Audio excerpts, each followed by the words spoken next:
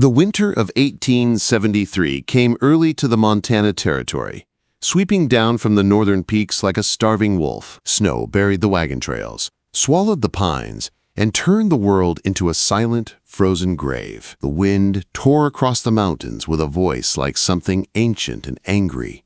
Margaret Sullivan stood in that wind, her hands stiff and bleeding from the cold as she pressed two broken wagon spokes into the frozen earth to mark the spot where her husband now lay. Thomas Sullivan. Husband, father, protector, gone. Her 5-year-old son James tugged at her skirt. His face was pale, his breath misting the air. "Mama, when's Papa coming back?" Margaret's voice trembled as she knelt, wrapping her arms around him. "Papa's gone to heaven, sweetheart. It's just us now." 3 days had passed since the bandits came. Desperate men, driven by hunger and greed, had fallen upon their wagon train at dawn. Gunfire shattered the morning quiet. Thomas fought like a man defending everything he'd ever loved, but there had been too many. Margaret still heard the sound of that last gunshot, the one that took him, echoing in her head every time the wind rose. When it was over, she hid under their overturned wagon with James, her hand clamped over his mouth as smoke and screams filled the air. When silence finally fell, she crawled out to a world burned and broken. Their horses were gone, the supplies stolen, and Thomas lay still in the snow. Now there was nothing left, only her and her son. She packed what little she could, a handful of cornmeal, some dried beans, Thomas's rifle, a dented pot, and their family Bible. Wrapping James in every scrap of clothing she could find, she slung the sack over her shoulder. "We're going on an adventure," she told him, forcing a smile she didn't feel. "We're going to walk through the mountains to Cedar Falls, just like the explorers in your picture book." The snow came to her knees. The forest loomed dark and close, full of secrets and dangers. Every gust of wind carried the faint cry of wolves. By midday, she'd gone only a few miles. James whimpered from hunger and cold. She stopped by a fallen log, sat, and gave him a handful of cornmeal mixed with snow. It wasn't food, just a promise that things would somehow be better soon. But they wouldn't. Not out here. As dusk came, the howls grew louder. Margaret's heart raced. She scanned the shadows, clutching the rifle in trembling hands. Her breath came in sharp, cold gasps. She needed shelter. Through the thickening storm, she saw a cluster of rocks forming a shallow cave. It wasn't much, but it was something. Dragging James inside, she gathered what branches she could and struggled to light a fire. Her hands shook too hard, the matches were damp, and it took nearly all she had left to spark a flame. The fire burned weakly, barely enough to chase back the darkness. Outside, the wolves circled, glowing eyes in the blackness, watching, waiting. James pressed against her side. "Tell me about Papa, Mama." Margaret stared into the flames. "He was brave," she whispered, "the bravest man I ever knew. He loved you more than all the stars in the sky." The fire began to die. The cold crept closer. The wolves moved nearer. And Margaret knew that when the last ember went out, so would they. She whispered a prayer, her lips trembling. "Please, Lord, just one more chance." Then came a sound that didn't belong to the wolves. Heavy, steady footsteps crunching through the snow. Margaret stiffened.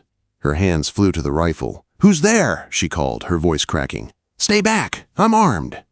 The footsteps stopped. The silence that followed was worse than the noise.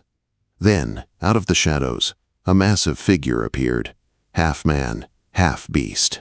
His coat was made of bear hide, his beard thick with frost, his eyes reflecting firelight like an animal's.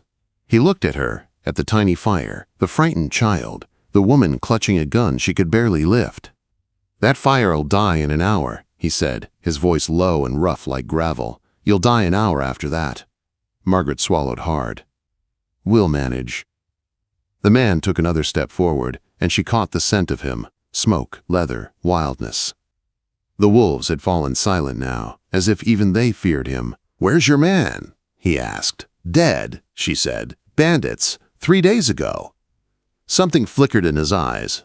Not pity, not kindness, just recognition. "You alone?" She lifted her chin. "We're heading to Cedar Falls." The man laughed, a hard, humorless sound. "Cedar Falls is 5 days through these mountains in good weather. You got food for 5 days?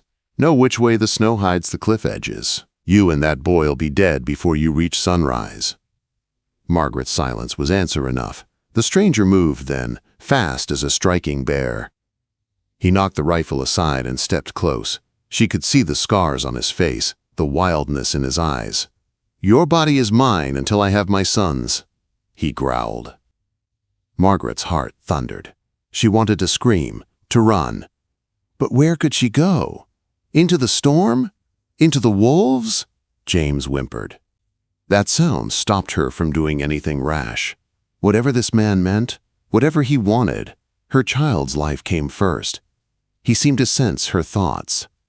"You come with me," he said, voice like thunder, "or you die here." Quote, Margaret looked down at James, his small face pale and frightened. She looked back up at the man, this savage creature who seemed born of the mountain itself. "We'll come," she whispered. The man nodded once. "Keep up." He kicked snow over the dying fire, slung her pack over his shoulder as if it weighed nothing, and started into the forest. Margaret lifted James, her arms aching, and followed. Behind them, the wolves began to howl again, a long, mournful sound that carried through the storm. And so began their journey into the wild heart of the mountains, a widow, her child, and the man who claimed them. The mountain man led them through the storm like a creature born of it. His steps were sure and powerful, cutting a path through the snow where Margaret could barely lift her feet. He didn't speak, didn't look back, only trudged forward through the endless white, the wind howling around him like an obedient hound. Margaret stumbled more than once, clutching James tight, her breath coming in ragged bursts. Each time she thought she could go no farther, the mountain man's rough hand would close around her arm and haul her upright, without a word. Hours passed.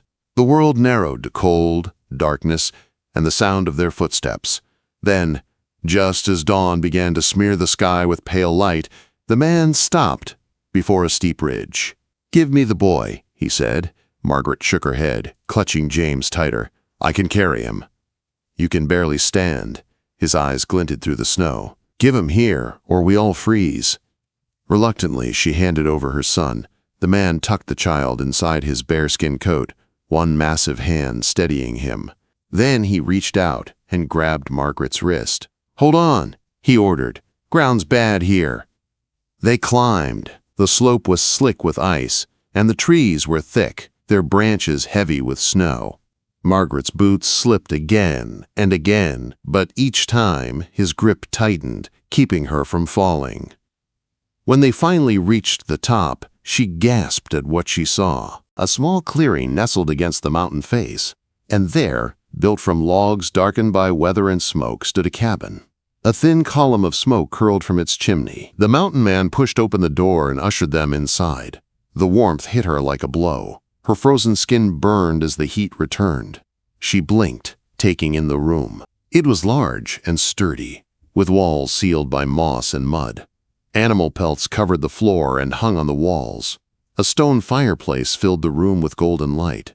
There was a table, rough-hewn chairs, and in the corner, a bed piled high with furs. The man set James down by the fire. He shrugged off his coat, revealing arms thick with muscle and old scars.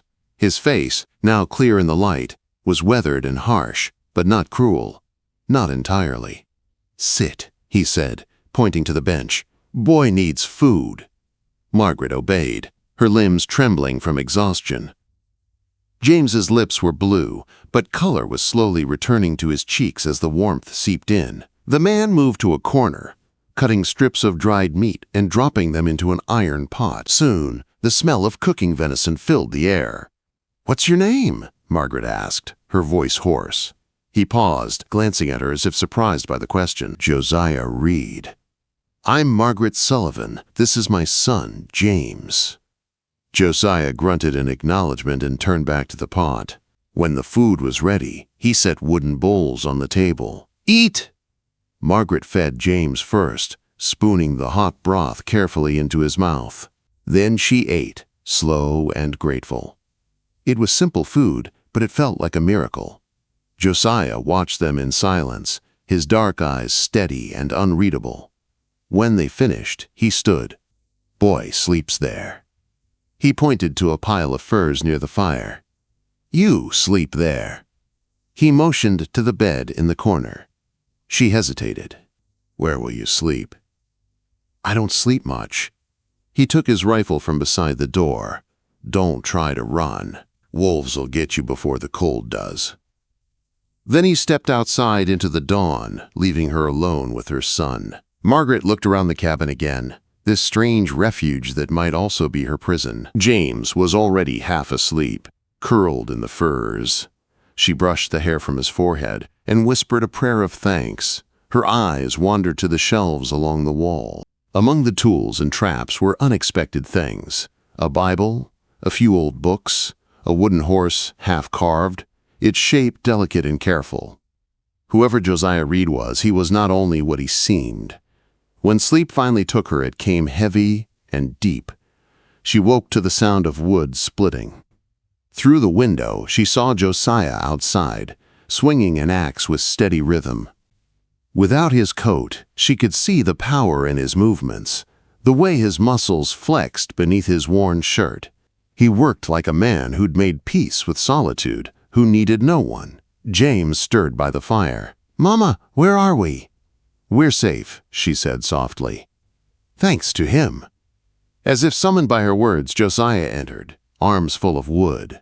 He stacked it by the hearth and began preparing another meal, corn cakes and venison, this time with a precious drizzle of molasses for James. "Thank you," Margaret said. He glanced up, expression unreadable. Then, without answering, he went back to his work. After they ate, he stood before her, his shadow filling the room. "You remember what I said last night?" Margaret's stomach tightened. "I remember." "Mountain law's different than your town law," he said, his voice low but firm. "A man takes a woman. She's his until he says otherwise. You understand?" She looked him straight in the eye. "I understand you saved our lives, and I understand my son needs food and shelter. Beyond that," she let the words hang. For the first time, she saw something flicker in his gaze, not anger, but maybe respect. "You'll work for your keep," he said finally. "Cooking, cleaning, mending, try to run, and I'll find you before you've gone a mile. Clear?" "Clear." From that day, a strange rhythm began. Josiah left each morning to check his traps. Margaret kept the fire going, cooked, mended clothes, tended to James. Days passed. The snow deepened.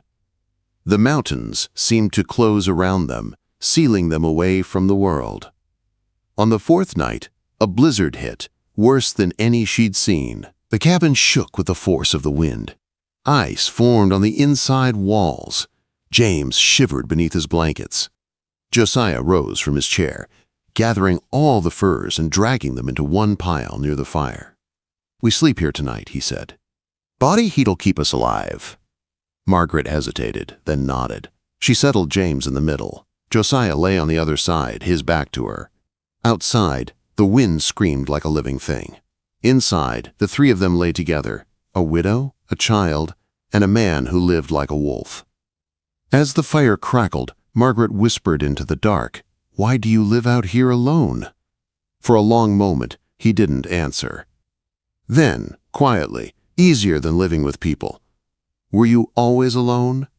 "No." His voice cracked slightly. "Had a family once." The storm roared louder, but neither spoke again. They lay in silence, bound by the shared warmth between them and the unspoken truths the mountains kept. Outside, the wolves howled, but this time their cries sounded far away. "Wait, before we move on, what do you think about the story so far? Drop your thoughts in the comments. I'm really curious to know." By morning, the storm had passed. The world outside was buried beneath a thick white blanket. Sunlight shimmered off the snow, turning the mountains into a blinding ocean of silver. Josiah dug out the cabin door, his movements sure and tireless. Margaret watched him from inside, feeling something shift quietly inside her. Fear had ruled her since the night he'd found them. But now, as she saw the way he moved, careful, deliberate, protective, she felt something else. Not trust yet, but the faint beginning of it. Over the following weeks, their strange life found rhythm. Josiah taught her to split wood, to melt snow for water, to keep the fire alive through the long nights. He spoke little, but when he did, his words carried weight. When she burned supper once, expecting his anger, he only grunted and said, "Try again." When she dropped a water bucket and began to cry, he said, "Crying won't keep you warm. Fetch another." Hard lessons, but beneath them, Margaret sensed purpose. He was teaching her how to survive. She learned quickly. Her hands grew rough, her back strong. James, full of childish energy, explored the cabin and asked endless questions. Josiah answered some, ignored others, but he always made sure the boy was fed, warm, and safe. One gray afternoon, while Josiah was away checking his traps, Margaret decided to clean and organize his supplies. Behind a stack of flour sacks, she found an old wooden chest. Its lock was broken, the lid covered in dust. Inside, wrapped in oiled cloth, were remnants of another life. A woman's faded blue dress, a pair of small shoes, a photograph of a smiling woman with a child on her lap. At the bottom lay a Bible. On its inside cover was written, "Josiah Reed and Mary Reed, June 12, 1867. Samuel Reed, born March 3, 1868. Margaret sat for a long time, staring at those names. The man who had claimed her with words of dominance had once been a husband, a father. He had loved, lost, and buried his heart in these mountains. When Josiah returned that evening, she said nothing, but she watched him differently, seeing not just the wild man, but the grief that lived under his skin. That night, as the wind whispered outside, James asked, "Mr. Josiah, why don't you have any children?" Josiah froze, then said quietly, "Had a boy once. About your size." "What happened to him?" "Fever. Him and his mama both. Long time ago." Silence filled the cabin. Then James said softly, "I'm sorry." Josiah didn't answer, but his big, scarred hand came to rest gently on the boy's shoulder. The next morning, the world outside had changed again. Snowmelt ran in rivulets down the mountain. The air was warmer, carrying the smell of pine and thawing earth. "Spring's coming," Josiah said, studying the clouds. "Soon as the pass is clear, we'll go down to Cedar Falls. Trade pelts, buy supplies." The idea filled Margaret with both relief and dread. Returning to civilization meant judgment, questions, reminders of the world she'd left behind. When they finally made the trip, the small town of Cedar Falls came into view like a memory from another life. The people stared as they rode in, the rough mountain man, the widow, and her boy. Whispered words followed them, half curiosity, half condemnation. At the general store, Margaret stood beside Josiah as he traded pelts for flour, salt, and ammunition. The shopkeeper's wife stared openly. "That the widow Sullivan?" she muttered to another woman. "Living up there with that wild man. Shameful." Margaret's cheeks burned, but Josiah's deep voice silenced them. "You got something to say to me, say it plain. Otherwise, keep your tongue." The women looked away, flustered. Then, to everyone's surprise, Reverend Morrison, an older man with kind eyes, stepped forward. "Mrs. Sullivan, Mr. Reed," he said warmly. "It's good to see you both alive and well. Word travels. We heard you saved Widow Cooper this winter. She said someone left her meat by her door every week." Margaret blinked in surprise. "That was—" Josiah cut in, did what needed doing. The Reverend smiled. "You've done good work up there, both of you. God sees it, even if folks don't." Quote, when they left town that afternoon, the whispers behind them had softened. Not all eyes were judging anymore. Some were curious, some perhaps admiring. That night, camped by a stream under a bright moon, Margaret couldn't sleep. She found Josiah sitting alone by the fire, carving wood. "What are you thinking?" she asked quietly. He didn't look up. Thinking about what that preacher said, about how people look at you, at us. She moved closer. Let them look. We know the truth of what we are. He turned toward her then, firelight flickering in his dark eyes. What are we, Margaret? She met his gaze, steady. A family. He was silent for a long time. Then he said softly, When I first found you, I said your body was mine until I had my sons. I was wrong. You were never mine to take. You're yours to give. Her eyes stung with tears. And I give it freely, Josiah. I give you everything, because you've given everything to us. He reached out, rough hand brushing her cheek. You saved me as much as I saved you. The sound of small footsteps made them both turn. James stood in the shadows, clutching his blanket. Mama, Mr. Josiah, the wolves are singing. Indeed, from the forest came a low, mournful howl, but it didn't sound frightening anymore. It sounded like home. Josiah smiled faintly. They're saying the pack's strong tonight. Margaret took his hand, her heart full. Then we are too. Months passed. Spring turned to summer. They built a new cabin closer to the valley, near a stream where flowers grew. Josiah and Margaret married in a small ceremony under the open sky. Reverend Morrison said the words. James stood proudly between them, and even a wolf's distant cry seemed like a blessing. Years later, the valley would call them the Reed family, the quiet mountain folk who helped travelers, fed orphans, and taught strength to anyone who crossed their path.